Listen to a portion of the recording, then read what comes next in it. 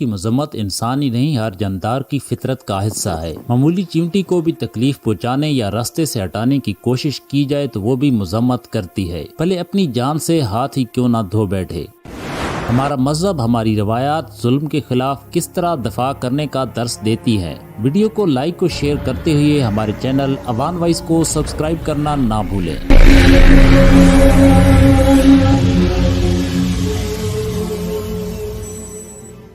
ظلم کا اصل مفہوم تو یہ ہے کہ کسی شخص یا چیز کو ایسے مقام پر رکھنا جس کے وہ اہل نہیں۔ ظلم کی ابتدا نوع انسانی میں حضرت آدم علیہ السلام کے بیٹے حابیل نے اپنے ہی بھائی قابیل کو پتھر سے قتل کر کے کی۔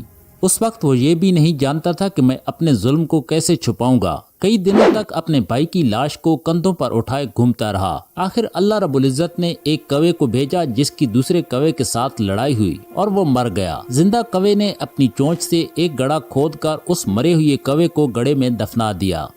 حضرت آدم علیہ السلام کو پتہ چلا تو شدید غضب کے عالم میں قابیل کو اپنی برگاہ سے نکال دیا اور وہ عدن یمن کی طرف چلا گیا۔ وہاں شیطان کے ورگلانے پر حابیل نے آگ کی پوجا شروع کر دی۔ قابیل اور اس کی اولاد نے ایک اللہ کو چھوڑ کر بت پرستی شروع کر دی۔ دنیا میں قتل و غارت، حسد و فساد اور بت پرستی کی بنیاد قابیل نے ہی رکھی۔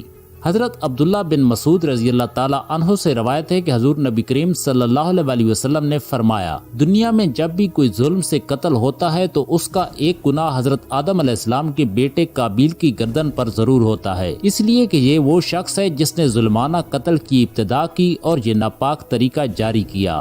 قابیل جب بوڑھا ہو گیا تو اس کے نابینا بیٹے نے پتھر مار کر اسے قتل کر دیا۔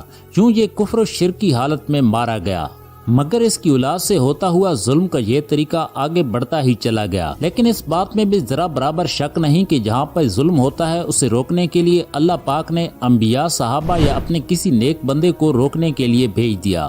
قوم عمالقہ کے ظالم و جابر بادشاہ جالوت کی فوج کے مقابلے میں صف آرا بنی اسرائیل کے بادشاہ حضرت طالوت کے لشکر میں ایک کم عمر نوجوان بھی اپنی غلیل کے ساتھ شامل تھا، کیونکہ نو عمر ہونے کی وجہ سے اسے اسلحہ نہیں دیا گیا۔ جالوت جسم کو سامان حرب سے سجائے نہایت رونیت اور تکبر سے شاہی سواری پر بیٹھا اہل ایمان کو دعوت مبازرات دے رہا تھا۔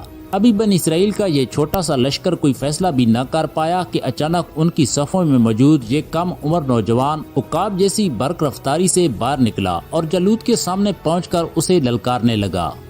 گوشت کے پہاڑ لہیم شہیم اور طویل القامت جالوت نے حیرت کے ساتھ نوجوان کو دیکھا تو حقارت سے بولا، جا میری آنکھوں کے سامنے سے دور ہو جا، میں تجھے قتل کرنا پسند نہیں کرتا۔ بے خوف نوجوان نے بادشاہ کی آنکھوں میں آنکھیں ڈال کر گرجدار آواز میں جواب دیا، لیکن تجھے قتل کرنا مجھے پسند ہے۔ پھر فلک پر چمکتے سورج کی تیز روشنی میں ارض و سما نے ایک حیرت انگیز منظر دیکھا۔ نوجوان کی غلیل سے گولی کی طرح نکلے پتھر سے جالوت کا متکبر سر پاش پاش ہو چکا تھا اور اس کا طاقتور جسم زمین پر اوندے منہ پڑا تھا۔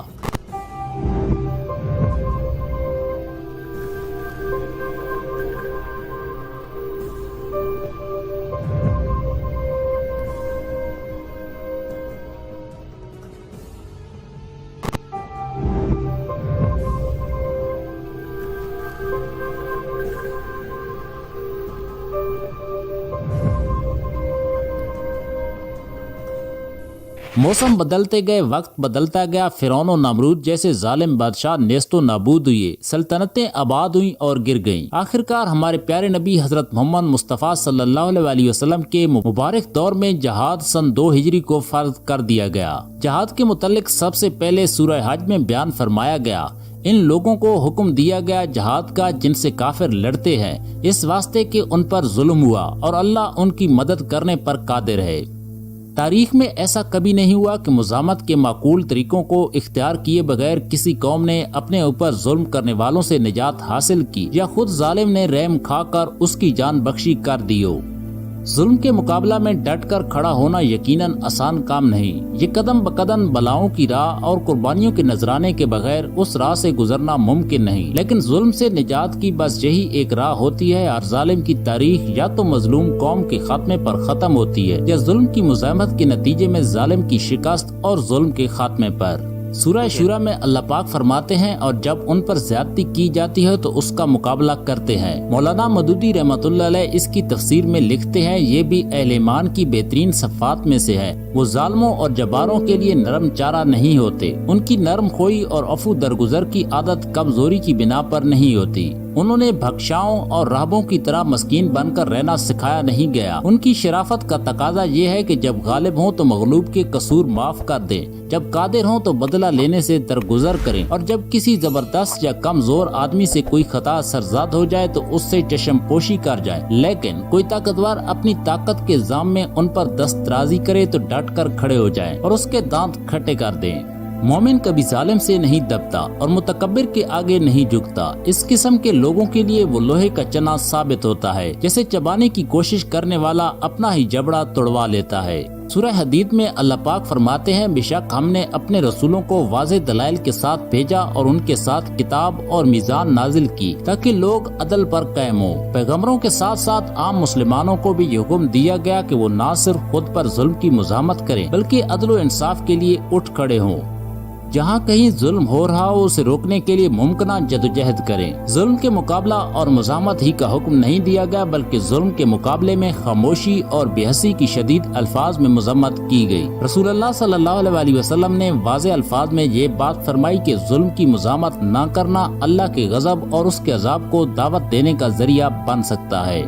خود نبی کریم صلی اللہ علیہ وسلم نے بھی ظلم کے خاتمے اور عدل کے قیام کو اپنا مشن قرار دیا۔ حضرت رابی بن عامر رضی اللہ تعالی عنہ نے رستم کے دربار میں جو تقریر کی تھی اس میں بھی رسول اللہ کے مشن کی یہی تشریح ملتی ہے۔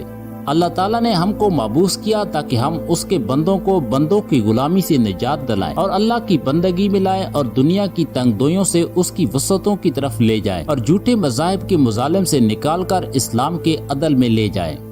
انبیاء علیہ السلام کے بعد ہر زمانے میں امت مسلمہ کی بزرگ شخصیتوں اور مجددین دین کی جدوجہد میں بھی یہ پہلو بہت نمایاں رہا۔ اسلام کی دینی تاریخ کی تمام اہم شخصیتوں کے ساتھ ظلم و زیادتی کے خلاف جدوجہد کے ولولہ انگیز واقعات وابستہ ہیں، اور ان میں سے اکثر کو اس جدوجہد کے درمیان آزمائشوں سے بھی گزرنا پڑا۔ رسول اللہ صلی اللہ علیہ وسلم کے بعد آپ کے نواسے حضرت امام حسین رضی اللہ تعالی عنہ کی شہادت کا اصل سبب ظالمانہ بادشاہت کے خلاف آپ کی بے باک مذمت ہی تھا۔ یہی سبب حضرت عبداللہ بن زبیر رضی اللہ تعالی عنہ کی شہادت کا سبب بنا جو حجاج بن یوسف کے مظالم کے شکار ہوئے۔ امام اعظم ابو حنیفہ رحمۃ اللہ علیہ نے اپنے عہد کے حکمرانوں کے مظالم کے خلاف آواز بلند کی، یہ واضح موقف اختیار کیا کہ حکمرانوں کے مقابلے میں نہیں انل منکر کا کام کیا جائے۔ سورہ نساء میں اللہ پاک فرماتے ہیں آخر کیا وجہ ہے کہ تم اللہ کی راہ میں ان بے بس مردوں، عورتوں اور بچوں کی خاطر نہ لڑو جو کم زور پا کر دبا لیے گئے اور فریاد کر رہے ہیں کہ خدایا ہم کو اس بستی سے نکال جس کے باشندے ظالم اور اپنی طرف سے ہمارا کوئی حامی و مددگار پیدا کر دے۔